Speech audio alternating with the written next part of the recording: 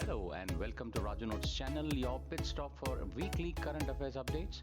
The updates tailor-made for students taking all kinds of competitive exams like UPSC, civils, defense and placement interviews. Please subscribe to the channel and stay updated every Sunday.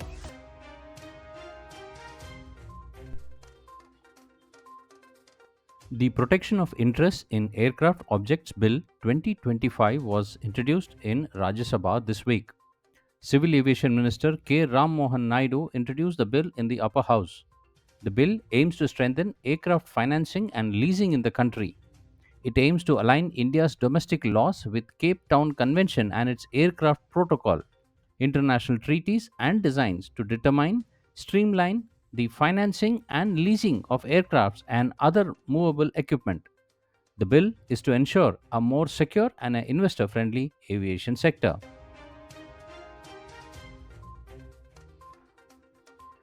A joint military exercise, Cyclone 2025, between India and Egypt began at the Mahajan field firing ranges in Rajasthan from 10th of February. The 14-day exercise aims to enhance defense cooperation between India and Egypt by sharing professional skills and improving interoperability of force in desert environments. This is the third edition of the Cyclone exercise.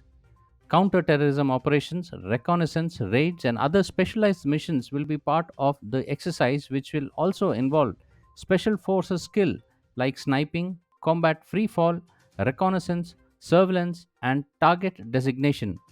The Indian Army contingent is represented by personnel from the Parachute Regiment, that is Special Forces. The Egyptian contingent includes the Egyptian Commando Squadron and Egyptian Airborne Platoon. Military cooperation between India and Egypt has strengthened in recent years. Both countries have emphasized the need to strengthen security efforts.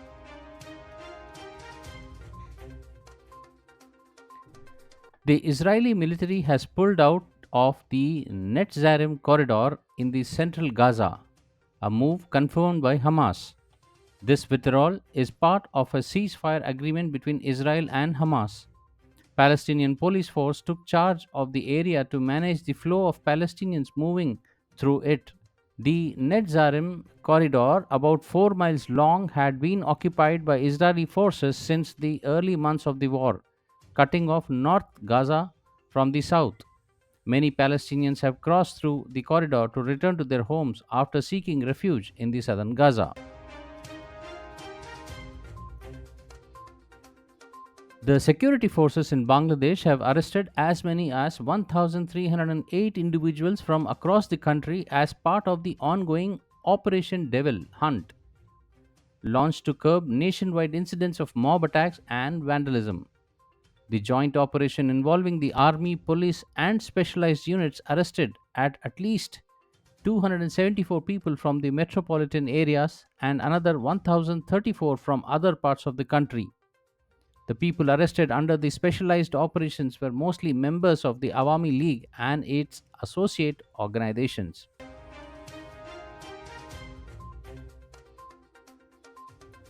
The fourth India UK Energy Dialogue, co chaired by Power Minister Manohar Lal and the UK Secretary for Energy Security and Net Zero, Ed Miliband, was held this week in New Delhi.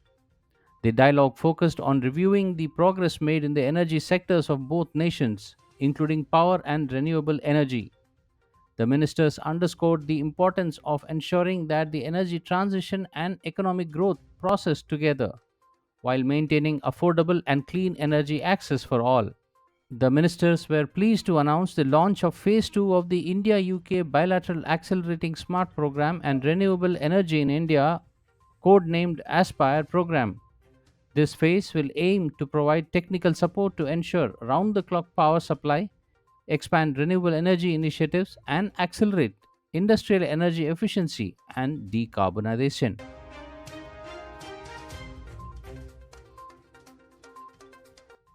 Prime Minister Narendra Modi held bilateral talks with US President Donald Trump in both the restricted and delegation level format in Washington this week.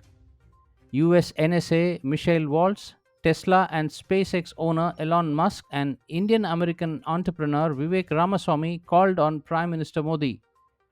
This is the first visit of Prime Minister Modi to the US since the inauguration of the second presidential term of President Trump. Prime Minister Modi reached Washington in wee hours on 13th after concluding his successful visit to France. Members of the Indian community braved the harsh winters and gathered outside the Blair House to welcome the Prime Minister. Later, Prime Minister Modi met US Director of National Intelligence Tulsi Gabbard and discussed strengthening intelligence cooperation between the two nations. Discussions between Mr. Modi and Ms. Gabbard touched on enhancing bilateral intelligence cooperation, particularly in counter-terrorism, cybersecurity, emerging threats, and strategic intelligence sharing.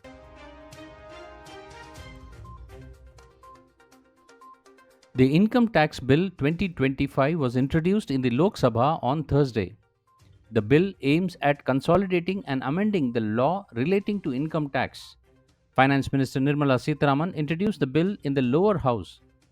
Speaking on the bill, she said the new legislation has fewer sections and chapters in comparison to the existing Income Tax Act, and it has been simplified for easy comprehension of common people.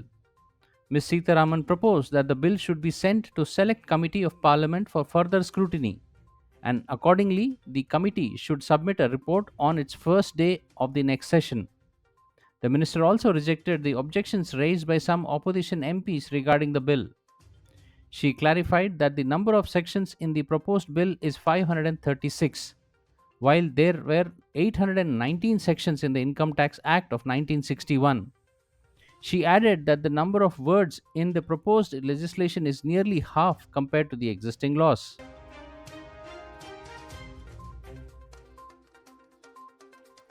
The Joint Committee report on the Waqf Amendment Bill 2024 was tabled in both the Houses of Parliament amidst opposition protest on Thursday. When the Lok Sabha resumed after adjournment at 2 p.m., Chairman of the Joint Committee Jagadambika Pal tabled the report in the House.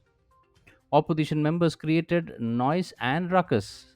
Amid the din, Union Home Minister said that BJP has no objections if the Lok Sabha Speaker Om Birla allows the addition of dissent note in the report, as demanded by the opposition members. Members from Congress, DMK, Samajwadi Party, TMC, and others staged a walkout from the House protesting against the report. In the Rajya Sabha, when the House met in the morning, BJP MP Dr. Medha Vishram Kulkarni tabled a copy of the report in the upper house amid opposition protests. As the opposition members continued with the sloganeering, Chairman Jagdeep Dhankar urged them to allow the House to function, but in vain. Leader of the House, JP Nadda, said that while keeping up traditions, parliamentarians must adhere to constitutional provisions and allow the House to function smoothly. He also said he was disappointed that the opposition members were not allowing the proceedings despite repeated requests by the chair. He accused the opposition of being irresponsible and said that they should be condemned in the strong words. A recent report by Transparency International has labeled Pakistan as one of the most corrupt countries in the world, where the menace is prevalent across all sectors of government, judiciary, and society. According to the report released earlier this week, Pakistan ranked 135th out of 180 countries on the Corruption Perception Index (CPI) in 2024. The severe economic crisis in the country is listed as a major factor contributing to the current condition. As inflation rises, people are struggling to afford basic necessities, including healthcare. The country's economy also continues to survive on borrowed money from international agencies and friendly countries.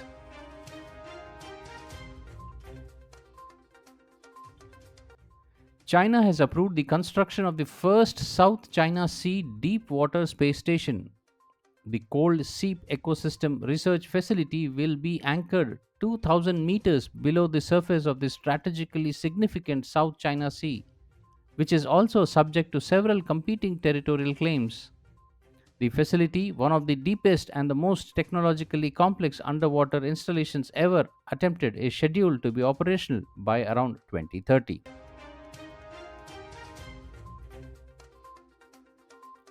US President Donald Trump said he had discussed the war in Ukraine in phone call with Russian President Vladimir Putin and Ukrainian President Vladimir Zelensky.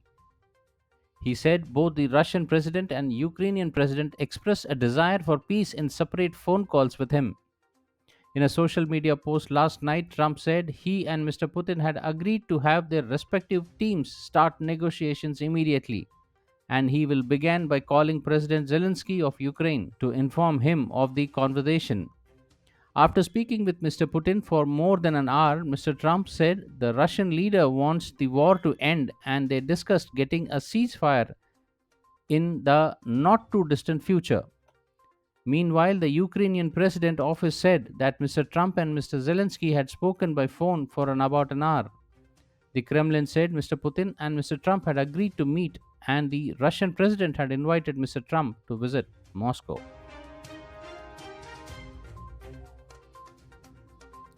The Ministry of Home Affairs on Thursday announced that President's rule has been imposed in Manipur. This comes day after Manipur CM Biren Singh tendered his resignation to the governor of the state. President's rule, imposed under Article 356 of the Indian Constitution, allows the centre to take control when a state government fails to function constitutionally. Under this rule, state powers are transferred to the centre and legislative functions shift to parliament, though High Court remains unaffected. Since 1950, President rule has been imposed in 134 times across 29 states and union territories. Manipur and Uttar Pradesh has seen most frequently, while Jammu and Kashmir holds the record for the longest duration, over 12 years. On this Sunday, Biren Singh has submitted his resignation letter to governor following ongoing political developments and violence in the state.